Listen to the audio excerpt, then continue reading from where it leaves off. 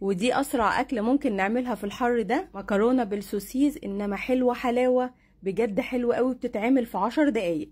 اول حاجه بنجيب طاسه، وانا استخدمت ميكس من السوسيز فراخ ولحمه، وحطيت عليه ربع كوبايه من الميه، واستنيت لما شرب الميه كلها وابتدى ياخد تحميره بسيطه بالشكل ده. بعد كده بشيله وبقطعه قطع دواير صغيره زي ما انتم شايفين. بعد كده بجيب الصينيه اللي هعمل فيها كل الوصفه، هحط فيها بصله كبيره متقطعه شرايح، واول ما تدبل هحط عليها معلقه من الثوم المفروم، وبعد ما اشوحهم هنزل عليهم بالسوسيز اللي احنا قطعناه، وافضل اشوح فيه واقلبه، بيبقى طعمه حكايه. هحط كمان معلقه من صلصه الطماطم وهقلبه كمان تقليبه كده، واحط عليه طماطم فريش معصوره في الخلاط ومصفينها كويس جدا.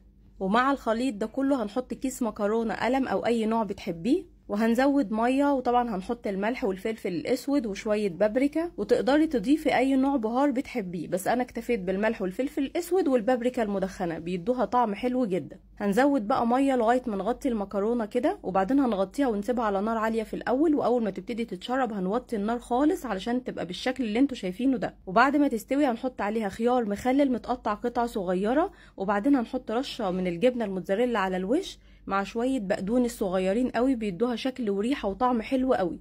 وهنغطي لغايه ما الجبنه الموتزاريلا دي تسيح على نار هاديه جدا. وبكده الطبق بتاعنا بقى جاهز. عايزه اقول لكم طعمها خرافه، بتتاكل وهي سخنه، طعمها يجنن، وصينيه كبيره ما شاء الله بشويه حاجات بسيطه قوي، يقدر اي حد مبتدئ يدخل المطبخ ويعملها. وطبعا هي اكله سريعه في الحر ده، واحنا محتاجين اكلات زي كده كتير. لو بتحبوا الاكلات دي اكتبولي في الكومنتات، وبألف هنا لازم تجربوها.